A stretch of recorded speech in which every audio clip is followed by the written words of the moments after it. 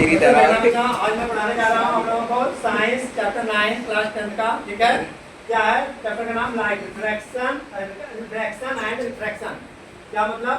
परावर्तन और अपवर्तन। ठीक है, तो इसमें मैं कहाँ तक पढ़ा चुका हूँ बताना। तो इसमें मेरा हो गया है, हमने पढ़ा दिया है कहाँ तक कि द रिफ्रैक्टिव इंडेक्स, मतलब इसके पहले का सारा टॉपिक हो चुका है। ठीक है, तो क्या है इसमें ध्यान देना। द रिफ्रैक्टिव इंडेक्स मतलब रिफ्रैक्टिव इंडेक्स होता क्या है? रिफ्रैक्टिव इंडेक्स होता क्या है बच्चों? ठीक है, पहले बात समझना अच्छे से, गौर से समझना।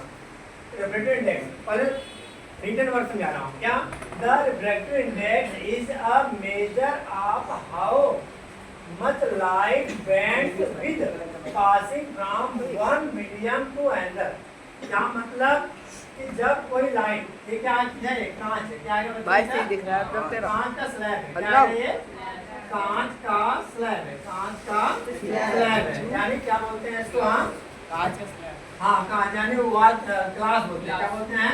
Glass slab. ग्लास स्लैब है। ठीक है, अब ये जो ग्लास स्लैब है, इस पर जब कोई रे इंसिडेंट करेगी, क्या करेगी? पड़ेगी। ठीक है, आपतित होगी, तो आपतित होने के बाद यह रे कितना बेंड हो रही है, कितना बेंड हो रही है, इधर नॉर्मल लाइन की तरफ, इधर बेंड होगी नॉर्मल लाइन की तरफ। नॉर्मल लाइन कितना बेंड होगी?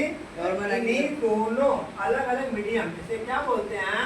मीडियम वन, और इसे क्या बोलेंगे हम? Medium two, medium second. Medium second, medium one से मीडियम टू में, मीडियम टू यानी माध्यम वन से माध्यम टू में जब कोई रे इंटर करती है तो वो ये refract कितना बेंड हो रही है, कितना बेंड हो रही है। इसी के अनुपात को हम क्या कहते हैं बताओ? रिफ्रैक्टिव इंडेक्स कहते हैं। क्या कहते हैं हम इसको? Refractive index. हिंदी में समझा दो एक बार। रनिंग सही है सर। क्या है? अपवर्तनांक किसी माध्यम का वह गुण, किसी माध्यम, यह कौन सा माध्यम है? माध्यम वन, जो कि एयर, मान लो क्या सपोज एयर है, बोलो। और क्या है? वन क्या है बताओ? एयर है। और मीडियम सेकंड क्या है? ग्लास। समझाई बात इतनी? अब जब कोई रे मीडियम वन से मीडियम सेकंड यानी माध्यम वन से माध्यम सेकंड में दूसरे माध्यम में जाती है, तो वह नॉर्मल लाइन की तरफ कितना बेंड हो जाती है, कितना झुक जाती है, इसके गुण को ही हम क्या कहेंगे? अपवर्तनांक कहेंगे। क्या कहेंगे हम? देखो क्या लिखा है, किसी माध्यम में, माध्यम समझते हो ना, यह एयर है और नीचे क्या है? ग्लास है। क्या है? माध्यम का वह गुण है जो यह बताता है कि, क्या बताता है कि प्रकाश उस माध्यम में कितनी तेजी से यात्रा करता है। यात्रा करने का मतलब कितना तेजी से जा रहा है, कितना तेजी से जा रहा है। अच्छा, अब इसी चीज को हम अलग अलग तरीके से कैसे समझेंगे कि मान लो यह मीडियम, क्या मीडियम वन है, ये क्या मीडियम टू है, तो इसी रिफ्रैक्टिव इंडेक्स क्या किया बच्चों? रिफ्रैक्टिव इंडेक्स का सिंबल है N21।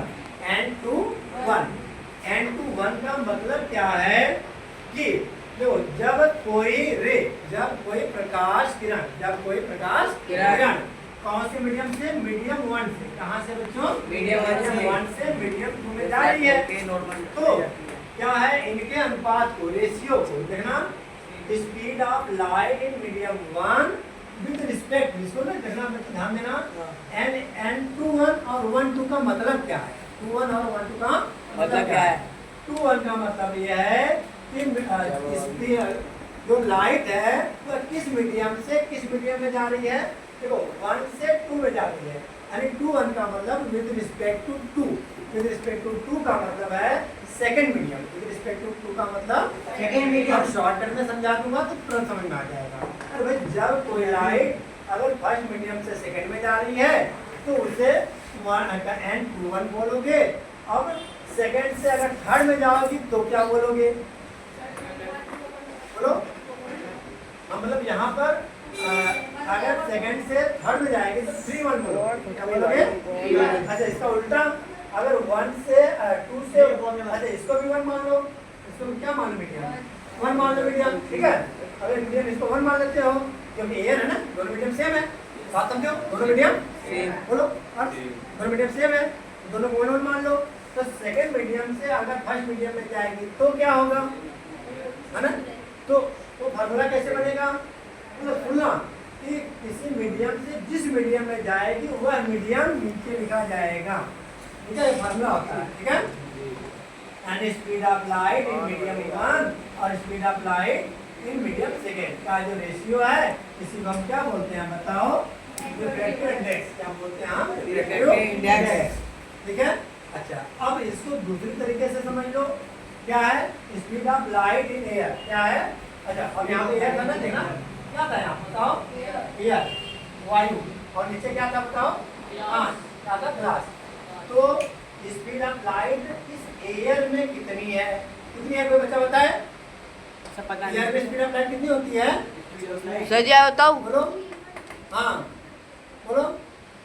ये होती है बच्चों 3 × 10⁸ मीटर पर सेकेंड। क्या होती है स्पीड ऑफ लाइट?